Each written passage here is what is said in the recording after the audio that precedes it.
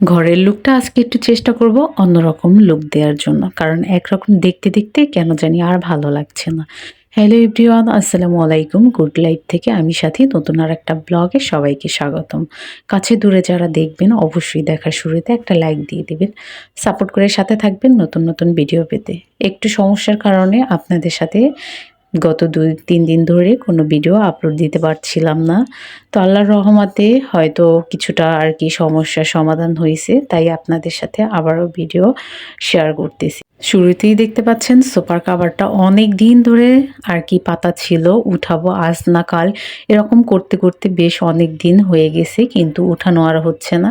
তো আজকে ডিসিশন নিলাম যে আজকে উঠাবোই, আর আলসেমি করব না।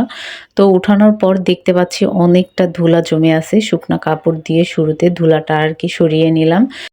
এই যে আমি সুন্দর করে একটু ঝেড়ে মুছে নিচ্ছি, যেহেতু আর কি দেখা যায় কাভার পরালে আবারও দেখা যায় যে ২-৩ মাসের মতো আর কি কাভার তোলা হবে না।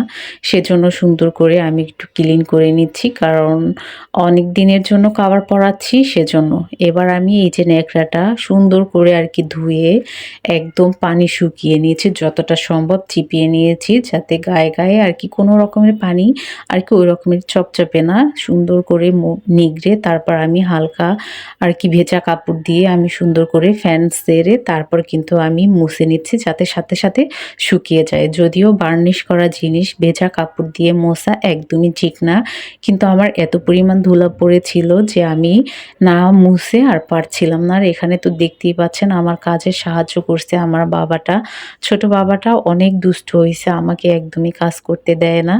তারপর এই যে কুশানের আগে শুরুতেই কুশানের কাভারগুলো পরিয়ে নিচ্ছি। তো আসলে একা এই কাভার আর কি সেট করা যে কতটা প্যারার, যারা করেন একা শুধু তারাই বুঝবেন। তো শুরুতে আর কি অতটা ঝামেলা হয় না, কিন্তু জুনান যদি না থাকতো তাহলে আর ঝামেলা হতো না। ওর বাবার সাথে বের হইছে, সেই সুযোগে আমি দেখা যায় যে আমি কাভারগুলোকে বিছাতে নিলাম। এর ভিতর আমার কাজ শেষ হতে না হতেই চলে এসেছে।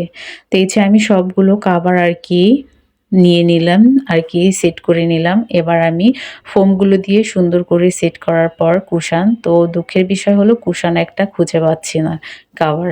পরে আবার অবশ্য পেয়েছি, পরে আর ভিডিওটা নেওয়া হয় নাই। সবথেকে মজার ব্যাপার হলো এই যে টুপি। তো ২ সাইডে এদেরকে টুপি পরিয়ে দিলাম। তো আপনাদের কাছে ভিডিওটা কেমন লেগেছে কমেন্ট করে কিন্তু অবশ্যই জানাবেন। আর অনেক আর কি কষ্ট করে ভিডিও আপলোড দিতে হয়, নিজে, নিজে করতে হয়, শেয়ার করতে হয়, ভয়েস দিতে হয়। সবকিছু আসলে একা নিজেরই করতে হয়। সংসার সামলে সবকিছু করে আপনাদের মাঝে ভিডিওগুলো শেয়ার করি। যদি আপনাদের ভালো লাগে অবশ্যই কিন্তু লাইক, কমেন্ট করবেন আর আমার পেজটি ফলো দিয়ে দিবেন। ইউটিউব চ্যানেল থেকে দেখলে চ্যানেলটি অবশ্যই সাবস্ক্রাইব করে দিবেন। আসলে আপনারা যদি সুন্দর কমেন্ট করেন তাহলে ভিডিও দিতে উৎসাহ বাড়ে, ভালোও লাগে। কফি টেবিলটা সুন্দর করে মুছে ক্লিন করে নেওয়ার পর এবার চিন্তা করছিলাম যে এটা আর কি দিব, কিন্তু তারপর দেখি যে না, আমার এই যে ছোট ছেলে এটার উপরে উঠে তারপর বসে থাকে, তাই সোফার সাথে যেটা ছিল সেটাই দিলাম, বেঁধে দিলাম যাতে ও যদি বারবার উঠে বা টেনে দেয় তাহলে এটা খুলে আসবে না। আর ওটা যদি দিতাম তাহলে বারবার খুলে আসতো। তো কফি টেবিলটা ছিল টিভির সামনে, কফি টেবিলটা এখন সোফার সামনে নিলাম। জোনান যেহেতু ছোট ছিল, ওর স্পেসের দরকার ছিল, সেজন্য টিভির সামনে রেখে দিতাম। এখন জোনান বড় হয়ে গেছে, এখন আর দরকার নেই, সেজন্য সোফার সামনেই নিয়ে নিলাম। আর ওই সামনের রুম থেকে গাছ নিয়ে আসলাম, গাছগুলো একটু ওদল বদল করে দিলাম। এ রুমেরটা ও রুমে, ও রুমেরটা ও রুমে করে নিলাম। তো এই যে ফাইনালি আমি সেট করে নিলাম। তো আপনাদের কাছে কেমন লেগেছে কমেন্ট করে কিন্তু জানাবেন। এই গাছটা একে একে করে এই যে ৩ বার লাগালাম, কিন্তু কোনোবারেই আর কি বাঁচতেছে না, মরে যাচ্ছে। মাশাআল্লাহ বলবেন আমার গাছগুলো, যারা দেখতে পাচ্ছেন সবাই কিন্তু মাশাআল্লাহ বলে যাবেন। আর পুরো ঘরটা আপনাদের সাথে গোছানোর পর শেয়ার করতেছি। কেমন লেগেছে সবার কাছে অনুরোধ থাকবে, সবাই একটু প্লিজ মূল্যবান মতামত দিয়ে যাবেন। ভালো না লাগলেও বলে যাবেন, ভালো লাগলেও বলে যাবেন। আর এই যে এত কাজ করলাম, এখন বসে, বসে একটু পিঠা খাচ্ছি। সবাইকে ধন্যবাদ যারা এত সময় ভিডিওটা দেখছেন। আল্লাহ হাফেজ।